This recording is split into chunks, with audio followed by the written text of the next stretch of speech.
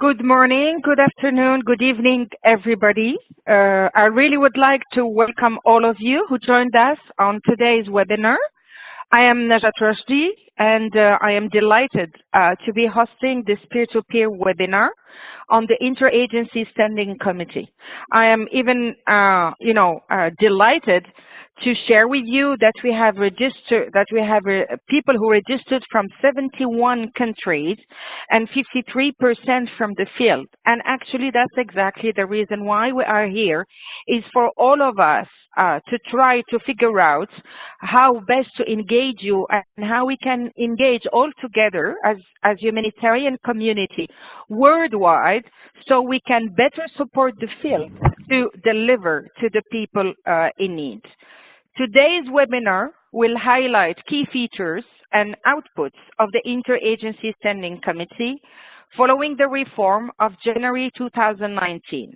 We are very lucky to have two brilliant women, humanitarian, as panelists, and they will help us understand better not only what are the key changes, but actually how those key changes will help really transforming the way we are doing and the way we are delivering humanitarian assistance in the field.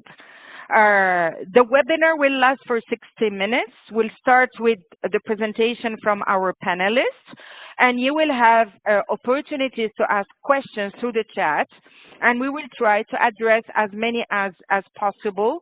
Don't worry, those questions which have not been answered, we will be able to liaise again with the panelists and provide you with the response later on.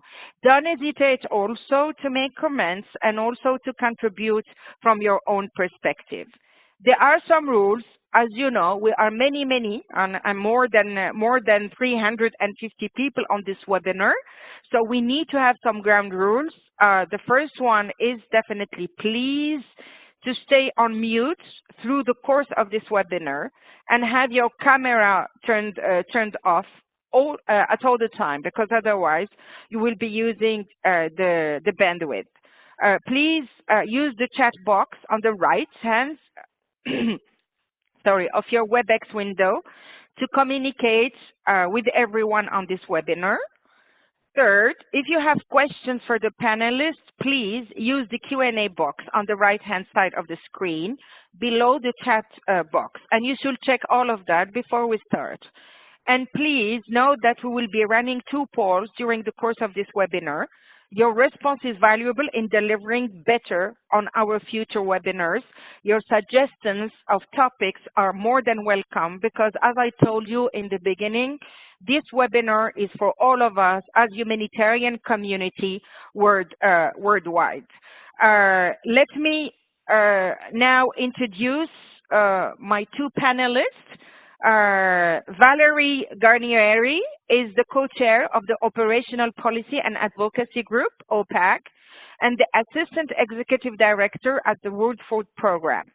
In this role, she brings together and oversees essential elements of WFP global operation, including emergency preparedness and response, program and policy, nutrition and supply chain to ensure essential support to vulnerable, food insecure people around the world. Prior to this, Valerie served as WFP Regional Director for East and Central Africa, so she knows the field and she comes from the field. And prior to joining to WFP, she served within the U.S. government, where she supported humanitarian and development actions. Welcome, Valerie, and thank you for being with us. The second panelist is Mervet Shelbaya. She is the head of the Interagency Standing Committee, IASC Secretariat, appointed by the Undersecretary General for Humanitarian Affairs and Emergency Relief Coordinator.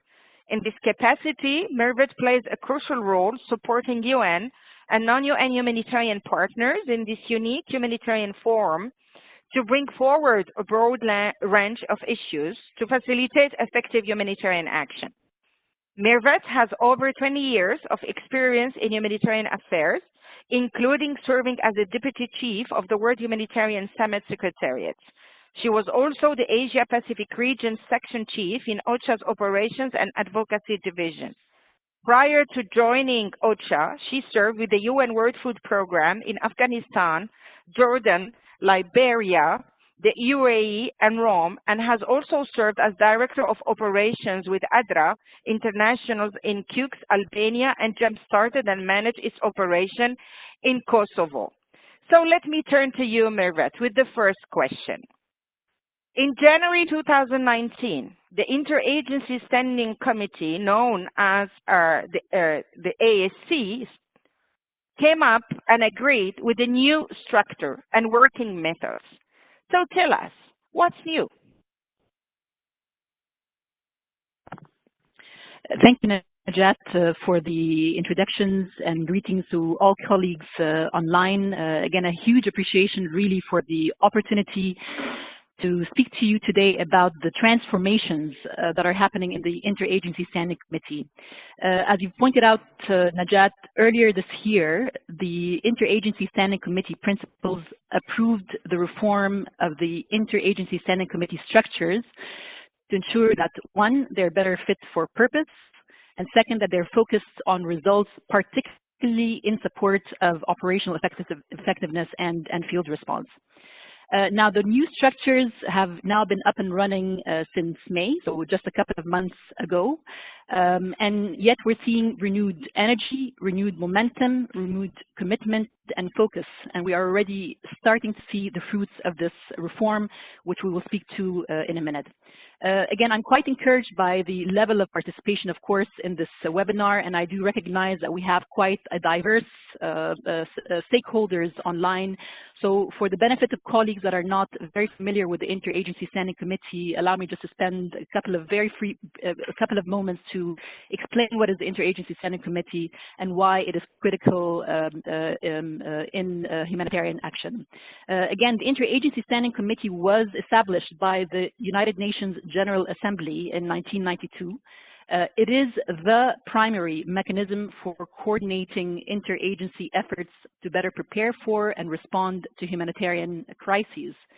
It is also critical primarily also due to the nature of the composition of its members. It is not only made up of key United Nations organizations, but it's also critical that it is only GA mandated body that includes non-UN partners, including non-governmental organizations, ICRC, the International Federation for the Red Cross, as well as the World Bank and others.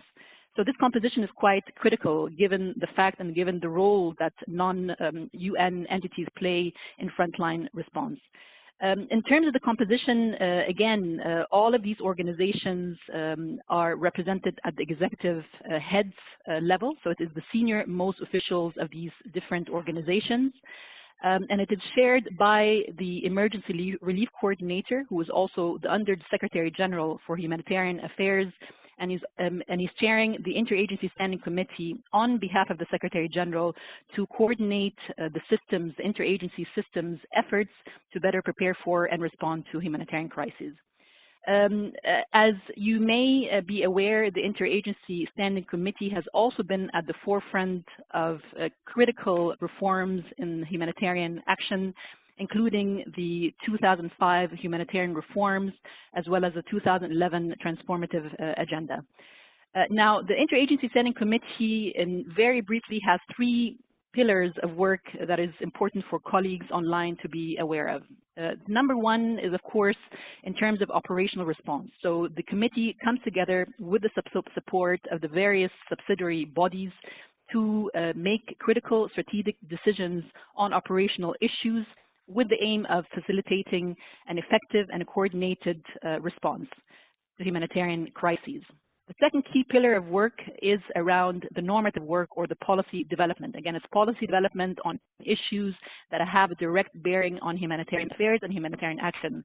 So this is where standards are being set. This is where guidelines and policies and tools are being developed with the primary purpose of ensuring that the humanitarian response is as efficient and as effective as possible. The last pillar of work for the Interagency Standing Committee is around advocacy. And it is through the committee and its subsidiary bodies that the member organizations come together with the aim of ensuring coherence and coordination around advocacy efforts, around protection, access, humanitarian principles, amongst other key areas. So why the reform? There are two broad reasons why the reforms took place. First is, of course, around content, around substance. Earlier this year, in addition to the reform of the Interagency Standing Committee structures, the IASC principles also endorsed the 2-year strategic plan that lays out the framework around which the IASC prioritizes its work. And I'll have in a moment I'll speak to the 5 strategic priorities that were endorsed. As such, form needed to follow the structure. And as such, the subsidiary bodies had to evolve in nature and in composition to ensure that we are able to deliver on the priorities that are set by the Interagency Standing Committee principles. That's number one. The second reason for the reform is as a result of various evaluations and really valuable recommendations that came out of the evaluations advising on specific ways in which the subsidiary bodies can operate differently to ensure efficiencies in the way we work. So most of the shift has really been around working methods. So now a lot of effort is being put to ensure that we're much more focused on delivering results, time-bound results, that we're much more attuned to field and operational needs, particularly in support of field leadership, that we're much more inclusive in terms of the work that we're doing. Again, although the Interagency Standing Committee is made up of around 19 different organizations, there's also recognition that there is tremendous expertise and knowledge beyond the IASC membership that we need to capitalize on to ensure that they key partners are able to inform policies and decisions within the IASC. So these are I would say the 3 main reasons why we have embarked on this reform. You will see on the screen very briefly, again, the current structure as it stands. I would say in general, there are 3 primary platforms that are supporting the Interagency Standing Committee. One is the Deputies Forum, which is made up of the Assistant Secretary Generals or equivalent. Come together to share information and ensure strategic dialogue on critical humanitarian issues. This forum is chaired by Deputy Emergency Relief Coordinator. The second arm is the Emergency Directors Group, which is currently chaired by OCHA's Director of Operations. And this group is quite critical as it supports response to ongoing humanitarian crises or emerging crises. And the third arm of support to the IASC is the Operational Policy and Advocacy Group, the OPAG, which is for the first time, this normative arm of the IASC is chaired by the Assistant Secretary General of the World Food Programme, and so pleased that, of course, Valerie is online, as well as the Deputy Secretary General of the Norwegian Refugee Council, Geir Olav. The OPAG is supported by 5 different results groups. The reason why we have 5 results groups is because we have 5 strategic priorities that were endorsed by the IC principles. Covers a broad range of issues. So it's quite an ambitious strategic plan, but the 5 strategic priorities are, the first one is on covering operation response, and of course I'm happy to elaborate in the Q&A session. The second is on accountability and inclusion. The third is on collective advocacy, and the fourth is on addressing the humanitarian development collaboration issues, and finally the last on humanitarian financing. So perhaps, Najat, I'll stop here, and of course, more than happy to answer questions to get into more details. Over. Thank you very much, Mervat. So now that we know the why, the what, and the how, let's turn to substance. And let me turn to Valerie. Valerie, you have been co-chairing with NRC the OPAG and having a lot of meetings about policy and operation. So tell us more about it. How actually is this linked to operational response and to the daily dealing of all humanitarian in the field? Valerie? Thank you, and hi Najat. It's really nice to hear you and be together virtually. It's super cool to be part of a Superwoman panel. We don't get that chance very much in this line of work. So I'm excited to be here with Mervat and with Najat. And I think this platform that allows us to connect to more than 70 countries, you said more than 300 colleagues, is just really a great opportunity for us to share some information and also really get some information to inform the work. I've been in my role here at the World Food Program just for a year and a half here in Rome, and there are many, many wonderful things about being in Rome, but I do have to confess that I miss the field, and I get out to visit our operations to meet with the WFP colleagues, but fundamentally also with all of the agency staff, NGO staff, government counterparts as often as I can. Was just in Burkina Faso a couple of weeks ago, in Mozambique for the cyclone a couple of months ago, and this is just a great opportunity to connect with so many different countries and so many different colleagues at once. Now, when the ERC asked me to take on this role as part of the revamped IASC structure and heading this OPAG, what excited me about it was that he specifically said that he wanted this operational policy and advocacy group to focus on field-relevant normative guidance.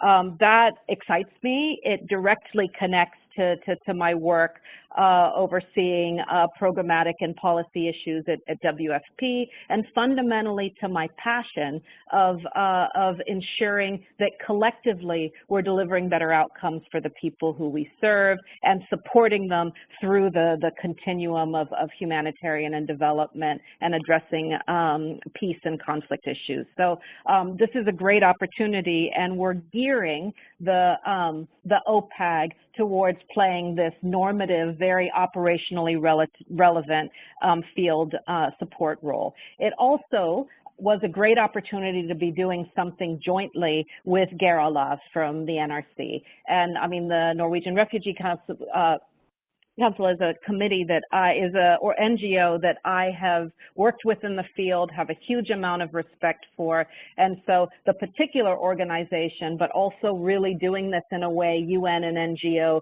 co-leadership, is, I think, a real beauty to the OPAG. So a great opportunity. So we're focusing on normative guidance relevant to the field. We have the opportunity to have a direct line to the ERC. It's he who's appointed us, and to the principals, obviously in our own organizations, but across the IASC membership as well. So that becomes very key, both to feed up timely issues that are impacting on our ability to address humanitarian needs around the world, but also to then benefit from the guidance and steer that comes from the principals on what are the issues that they would like us to be drilling down on, reaching solutions on, reaching agreement on. So it's a great opportunity to have that link. And also really important, and this gives us, this forum is an opportunity for us to have a close link with the emergency directors group.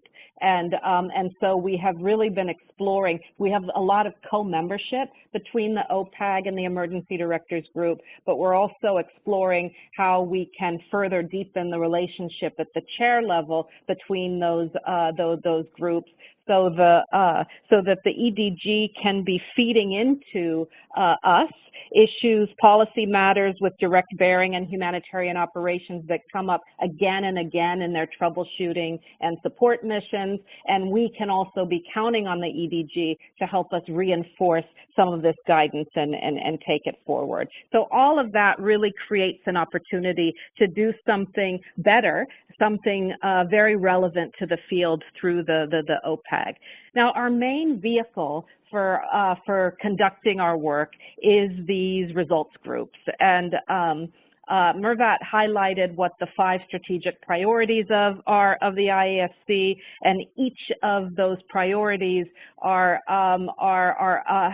specific work streams that are undertaken by the results groups. I'll talk about that a little bit more later in our conversation, but just to highlight that really ensuring that these results groups prioritize their work, come up with concrete deliverables that are field relevant, and fundamentally overseeing that entire process is really the bulk of the work that's undertaken by the OPAG. So there you have it. This is our work. Oh, I should say one other thing, and that's that in addition then to really refining and focusing the work of the IASC, we have also taken into account the need, we have oversight of other IASC bodies, the Global Cluster Group, the Gender Reference Group, and other bodies. And then we're also prioritizing engagement beyond the IASC, and we're using that both by broadening out some of the engagement at the results groups level to include some key actors who are relevant in those different strategic priorities, while still maintaining the accountability within the IASC, ensuring the consultative process is broader than the IASC membership. So that's also been something that is very key to our way of working. So we've had one meeting so far as a formal group, and the results group since then have really taken off with their different streams of work. And I'll come back a little later to some key deliverables that you can be expecting to see from OPAG in the coming months. With that, I'll hand it back to you, Najat. Thank you very much, Valerie. We are already getting a number of questions. So just before turning back to you, Valerie, and to Mervat, I just would like you please to address 2 questions. The first one, and maybe this is to Mervat, can you please elaborate more on the relationship and how other interagency standing committee structures are actually focusing on the field and addressing some of the issues in the field, including localization? And the second one, it's to you, Valerie, as the co-chair of the OPAC, actually have to make sure that we have more inclusiveness and participation from the local actors, but also from NGOs who are not part of a consortium, which is a body of the interagency standing committee. Mervat, please. Thank you, Najat. Of course, I mean, there's a lot of focus at the moment in our responses on the main transformation, of course, that has happened within the Interagency Standing Committee subsidiary bodies, which is really around the normative arm of the IASC's work. But the fact of the matter is, across the board, every single structure is geared towards supporting the field. Starting with the IASC principals themselves, they convene regularly. Of course, they meet annually face-to-face, but they also convene regularly on an ad hoc basis to address and support response to especially emerging crises. Just recently, last week, of course, the committee members came together and had an initial discussion or exchanges with regards to how we can support the government of the Bahamas in the response to the recent natural disasters. Likewise, they're supported by the Emergency Directors Group, who are absolutely geared towards supporting field operations, whether in terms of advising the principals on what needs to be done to beef up the response and ensure that the required capacities and resources and structures are in place to support scaled up operations, or in terms of the Emergency Directors Group carrying out various missions to the field, and there are a number of them that they have already fielded during the course of this the past year, to ensure that we support humanitarian coordinators and humanitarian country teams in their efforts to respond to the needs on the ground. Part of the Emergency Directors Group is, of course, the critical work that Najat plays heading the peer-to-peer project and the peer-to-peer support with regards to, again, of course, number one, carrying out the operational peer review, which is part of the system-wide emergency activation procedures that were endorsed by the principals in November of last year. But also, in addition to this, the peer-to-peer support with the leadership of Najat, of course, based on requests from humanitarian coordinators and humanitarian country teams to exchange ideas, lessons learned, and also discuss what needs to be done in terms of support from the global structures to support their efforts. Here, again, I'm making reference to the point that Valerie made with regards to the entities associated with the IASC. We have the Global Cluster Coordination Group, which is, its primary purpose is really to support cluster response on the ground. So we're making a bigger effort to ensure that, especially post OPRs or post peer-to-peer missions or post emergency director groups missions, that any cluster-related issues or recommendations that are emerging from these missions, that the Global Cluster Coordination Group comes together to address, these challenges that are faced on the ground. We're getting there. We're not 100% there, but it's definitely work in progress, and I'm optimistic that we'll see some changes as a result of these stronger linkages. Localization is key. It was one of the key recommendations that came out of the World Humanitarian Summit, which was in May 2016. I think there are indeed piecemeal efforts to address localization on the ground. I don't think we have cracked it. I know there are efforts to improve or increase funding, especially through the country-based pool funds to local NGOs. I know there are efforts to increase the capacity of local actors on the ground, but I don't think we have cracked it yet. It is one of the critical priorities for the Result Group 1 on Operation Response, and I'm optimistic that we'll see some transformations in terms of changes with regard to how we address localization during the course of 2020. Thank you. Over. Thank you, Mirvet. Valerie, I turn to you. I mean, you have stimulated, I can tell you, a lot of questions and related to actually the functioning of the Interagency Standing Committee and the priorities. I have questions about the support to the Nexus, the role of OPAG in addressing preparedness, the support to local leadership. May I suggest that you go through all the 5 strategic priorities and at the same time addressing those questions from the participants. Valerie? Thank you. So what you can, with all the questions that are coming here, I think you get a little bit of a sense of what our first challenge was, which is really trying to get each of these results groups to focus on the 3 or 4 key issues, drawing on input from the field, the emergency directors groups, and taking our direction from the principals and the issues that they raised. So the 3 or 4 key issues that we could really focus on and have concrete deliverables in a time-bound way. And I mean, there's just so much to do, so much interest and engagement.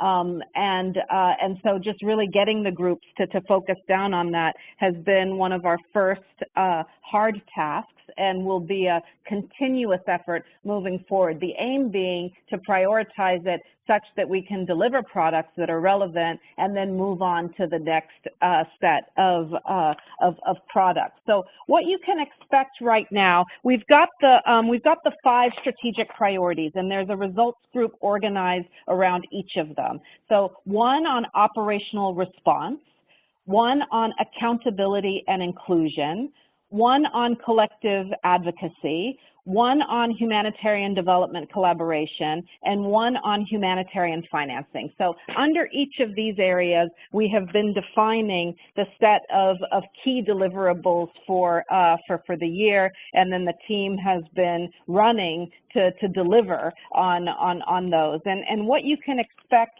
before the end of the year in terms of things that are coming to fruition, I just wanted to flag a few of these, is that There's been some intensive work around the humanitarian needs overview and the humanitarian response plans, and really an effort to improve those processes to ensure that they're more holistic and intersectoral, to ensure that that's based on an analysis of needs, vulnerabilities, and risks and opportunities across sectors, to strengthen the prioritization within those interagency planning modalities, and to build collective outcomes and key indicators around those outcomes. So that new process will be rolling out for the 2020 HNO and HRP planning processes. So about to go live, and we'll see the results of that moving forward. So something very concrete that impacts on our design, our planning work, and then fundamentally on our delivery. Another key deliverable that the results groups have been focused on that's sort of about to come to fruition is key messages on the humanitarian development nexus and its links to peace.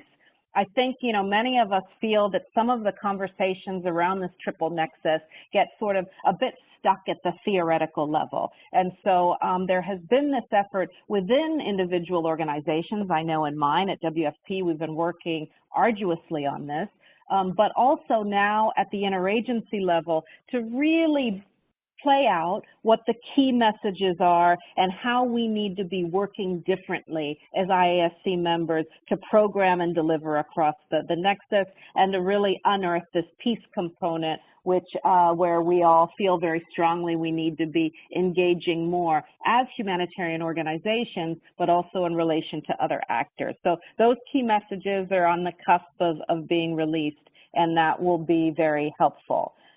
There's a set of guidelines on the inclusion of persons with disabilities in humanitarian action. We know this is a very timely issue. The UK had their summit last year, and here too there were real opportunities to work across the IASC, but also consulting beyond the IASC to come up with clear, concrete guidelines on how to ensure that inclusion of that critical and at times somewhat neglected group within the humanitarian sector. On the issues of protection from sexual exploitation and abuse, the results group 2 on accountability and inclusion has taken that in addition to the disabilities work on.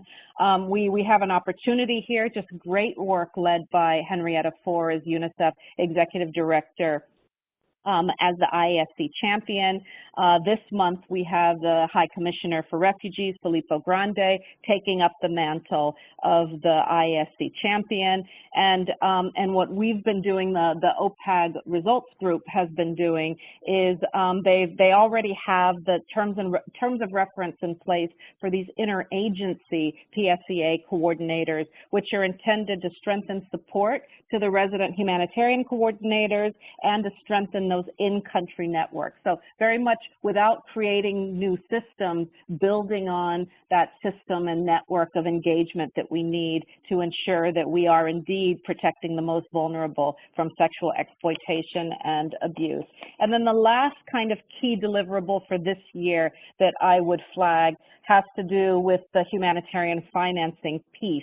And a study that was just completed by Results Group 5 on financing the nexus, gaps and opportunities from a field perspective. And we're quite excited about that because it identifies and promotes recommendations towards the improvement of financing instruments that support interventions that bridge humanitarian development. So how do we really leverage those humanitarian dollars, and how do we ensure that we're changing lives alongside our effort to save lives? And some recent work within the OECD DAC on this issue is also starting to align some of our donors around the need to be allocating funds across the nexus and not in a stovepiped way. So that's just a few examples of what we have in store coming down the chain, and then a whole nother set of deliverables in line for next year. But I will appreciate it from the comments and questions that we're getting here.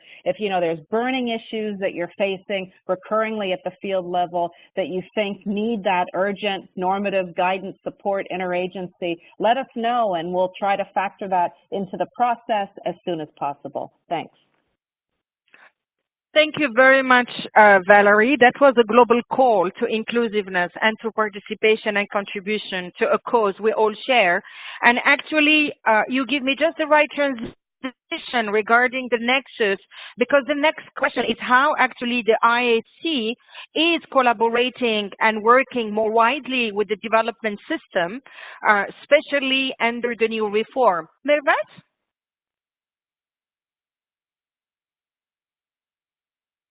Thank you, Najat. And I believe Valerie touched upon this issue already. But I think maybe just to underscore, again, as part of the reform process is, again, indeed the importance of engaging with key critical global processes and initiatives that are underway. You've mentioned, of course, the UNDS reform. You've mentioned the importance of the making progress in terms of operationalizing the humanitarian development collaboration. And here I really need to highlight the important work that Result Group 4, which is co-chaired by both Oxfam and UNDP in this area. This has been, amongst other, also the Results Group, quite an inclusive group in terms of engagement with other key interlocutors to ensure that we make progress in this area. So in addition, as I've mentioned, we do have the World Bank as an IASC member, but in addition to this, there is critical work and engagement with the Joint Steering Committee to ensure that whether it's in terms of development, the key messages on humanitarian development collaboration and its links to peace, but also in terms of guidelines, developing guidelines for collective outcomes. This is going to be done jointly also with key interlocutors such as the Joint Steering Committee, DCO, other key interlocutors also that they're engaging with is development initiative and so on. Part of that collaboration also extends beyond the Secretariat, of course, interlocutors. Here, there's also critical work, and I can't say progress yet, but there's critical engagement to ensure complementarities between what the IASC result groups are doing and that of the grand bargain.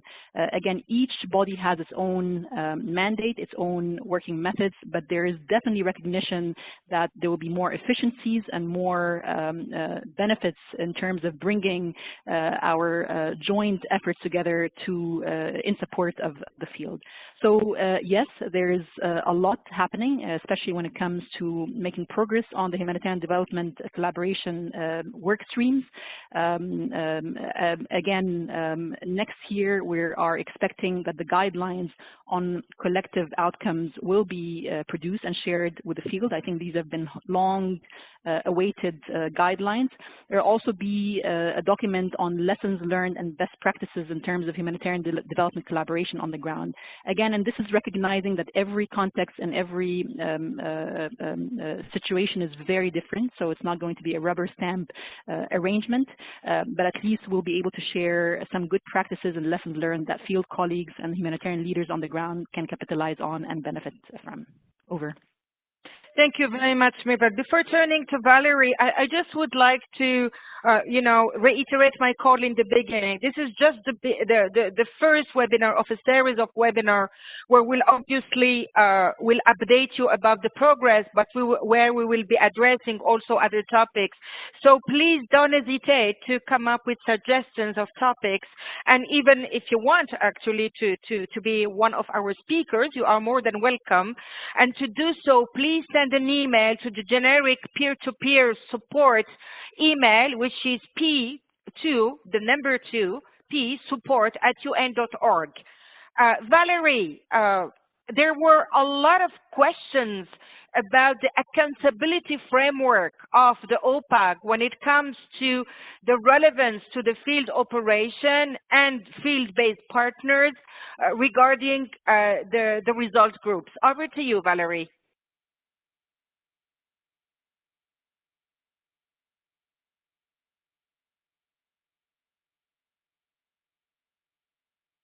for the delay. I was just finding the right button to unmute. This is new technology for me, very exciting. So I've been looking at some of the questions and that are coming up in the chat, and on the issue of what I see a lot of is questions about how to ensure that there is engagement in these processes beyond IASC members. And what we have tried to strike is a balance within the OPAG, where we, on the one hand, keep the accountability with the IASC because they are accountable and the OPAG is accountable for delivering on this operationally relevant guidance, while at the same time very much taking into account that the guidance itself is only going to be operationally relevant if the consultative process for developing it is broader than the IASC participants generally, let alone those on a particular reference group. So what we have looked to do is both see at the OPAG level whether we could have some additional seats to ensure more local voices were part of the conversation, and then as part of the individual results groups, left it to the results groups with strong guidance that we are looking for their work to be broadly consultative while also being very results driven. So to ensure that there are methods put in place in each results group to demonstrate that the issues that they're focusing on have been broadly consulted, in particular with local actors, with non-IASC members.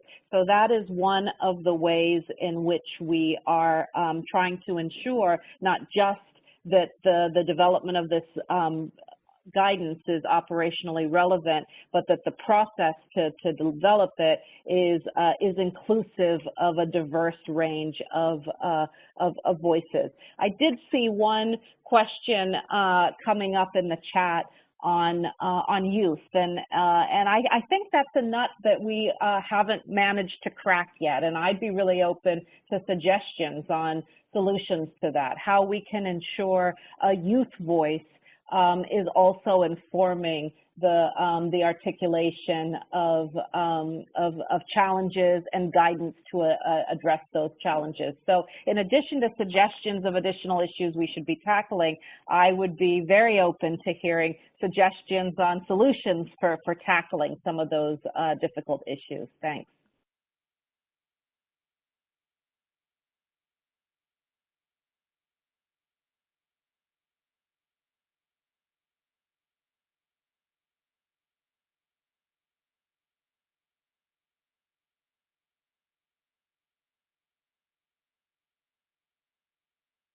Yeah, thank you very much, Valerie. I mean, we are all struggling with some of the buttons we are getting familiar with.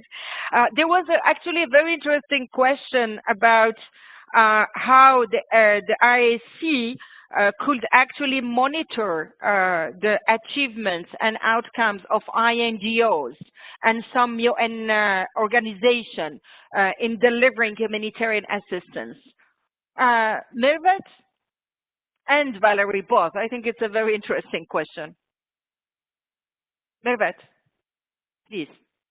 Absolutely.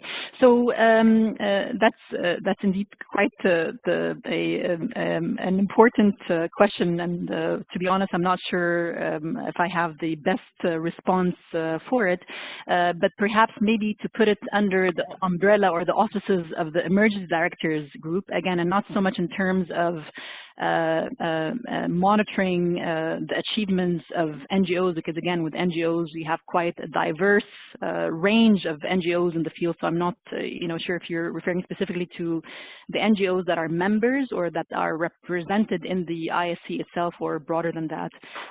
But maybe again, taking it back to the Emergency Directors Group, important to note that, of course, in addition to supporting response efforts for ongoing crises and emerging crises, the Emergency Directors Group also do two things. They meet regularly as part of their horizon scanning discussions, to look at what are the countries or situations of concern that they need to beef up support for, or ensure that the preparedness efforts are stepped up to prepare for a possible increase in humanitarian needs on the ground. But equally as important, they also convene once a year as part of their annual review of operations to go through a number of, again, the humanitarian crises that we are responding to, and see what more needs to be done to ensure that we are better able to achieve humanitarian access, we're better able to address some of the protection concerns on the ground, that we're better able to mobilize the required resources, that we're better able to ensure that the right coordination structures are in place to meet these needs on the ground. So there is, of course, through that mechanism, through the annual review of operations and the regular discussions that are happening within the Emergency Directors Group platform, with their accountability to the Emergency Relief Coordinator and the committee principals, this accountability line basically from the field to the executive heads of these critical organizations. But perhaps, again, over to you, Najat, if also Valerie would like to elaborate further on this. Over. Yeah, thank you very much, Mirvat. Valerie, please feel free to elaborate on that, but I would like to also please to address a question about the donors and how much they are involved in the different discussions in the Interagency Standing Committee and especially in the OPAC. Over to you, Valerie. So first on the issue of monitoring, I'm a big fan of both empowering the field and delegating responsibilities to the appropriate level. I think our main accountability tool when it comes to performance in countries is our humanitarian response plan. And in that, colleagues are signing up, and with the new format, they're signing up to contribute towards outcomes, collective outcomes, intersectoral outcomes, and they have responsibilities in that regard to deliver on their parts that feed into these collective outcomes. So with the creation, a streamlined process for developing these plans with a monitoring framework and including indicators that we track to ensure progress, I think that then becomes the tool through which at the country level, we're monitoring we're making our commitments and we're monitoring adherence to those commitments. And those tools, as we know, extend far beyond the IASC agencies, but include the entire range of international and local actors who engage as part of the humanitarian response plan. So I would really focus on getting those processes right, empowering and supporting leadership on the ground to deliver on their commitments, and then monitoring and holding those accountable. And then picking up on what Mirvat was saying, you know, particularly in some of the either new emergencies or the big crises, we can then use the EDG as sort of a troubleshooting tool to go in certain circumstances to advise or support or, you know, or elevate challenges along those lines. But let's make sure we focus on the field. In terms of donors, there is no donor engagement on the OPAG. So the OPAG is not a forum for engaging with donors.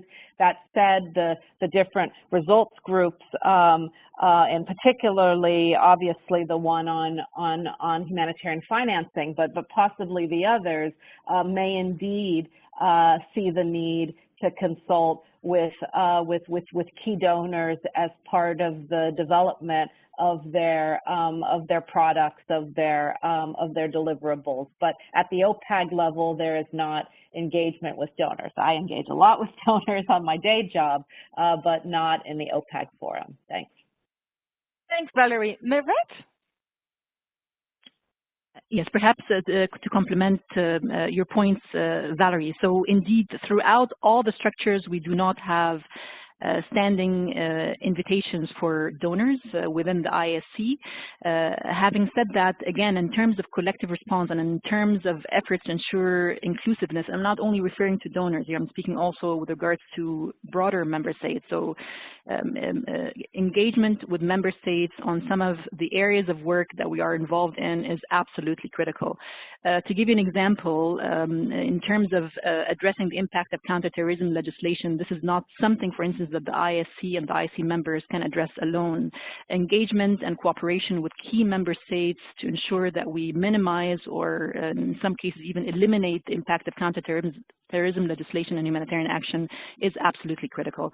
And again, as you pointed out, also Valerie, in humanitarian financing, quality funding, the engagement that we're doing with the grand bargain to try to make progress in this area, again, working with donors and broader member states will be critical for our work as well. Thank you.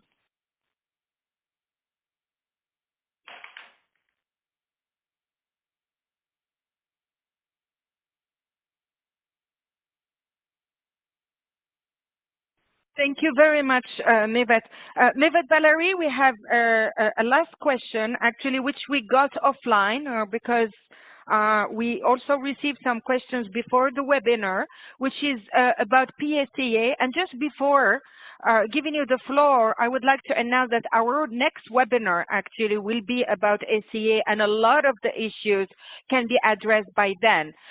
So the question is about the fact that institutional donors, such as DFID and others, refer to the IASC PSCA standards as part of their enhanced due diligence process. And several INGOs, which are not humanitarian focused or working with UN, must comply with this. When will the standards speak to non-humanitarian actors also, i.e., all those who work for international NGOs, for international agencies, sorry. Valerie, you first, and then Mevat, and then we will close. Valerie?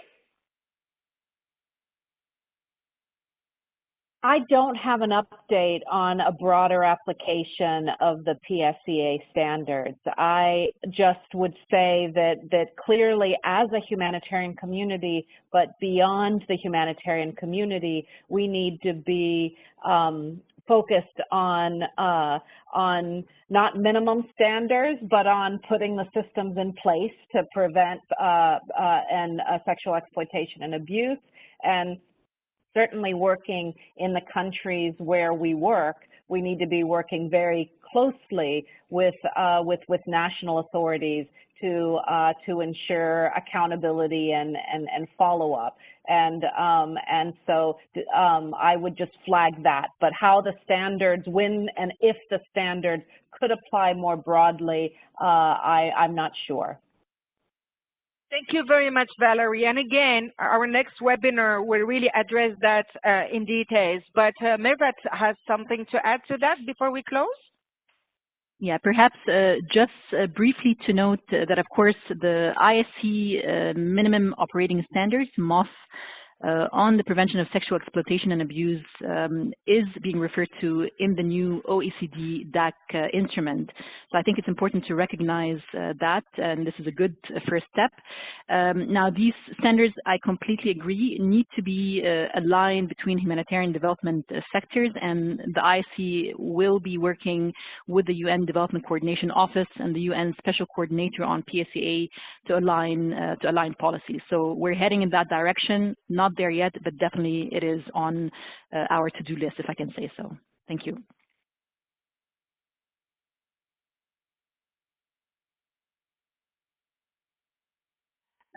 Just to really express my sincere appreciation for this opportunity. I'm hoping, as you've mentioned, Najat, that this is one of many series for the IASC to have the chance to speak about the work that we're doing. As Valerie pointed out, we already have some concrete deliverables that are coming to fruition, and I hope that in the next peer-to-peer webinar, we'll be able to really do a deep dive on some of the issues, especially in light of the questions around localization, humanitarian humanitarian development collaboration in much more depth, and we'll give the opportunity for the results groups members or the co-chairs and those who have really been rolling their sleeves to do this work to raise awareness about the areas of work that they have been making progress in. Again, a huge thank you for the questions, great recommendations, and this will help us in terms of informing our priorities and our areas of work. Please watch the space. I can say that we are out of the hot seat. There's definitely a lot of good intentions, a lot of positive energy, and we're definitely heading in the right direction. And we'll make sure that in the work that we do, the number one issue is, of course, to ensure that ultimately it's about field relevance and how we can support humanitarian leadership and our humanitarian country teams with the important work that they're doing. But thank you very much, Najat, for this opportunity, and thanks to all the colleagues for the great questions asked. Thank you.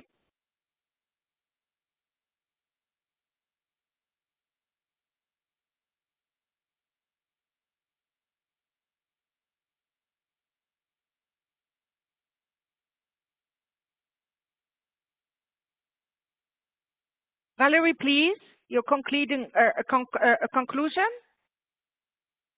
Thanks, Najat. Well, that would really be to thank everybody for joining today and sharing your questions, in some cases just listening in. I look forward to the chance to read through everything that's been posted in the chat and things that have come up elsewhere, so that we can see how we can use that to make sure that our work moving forward is informed by field realities and is relevant to the field context. So thank you for that. I hope to see you continuing to engage with the OPAG, both directly and through your IASC members where that's the case.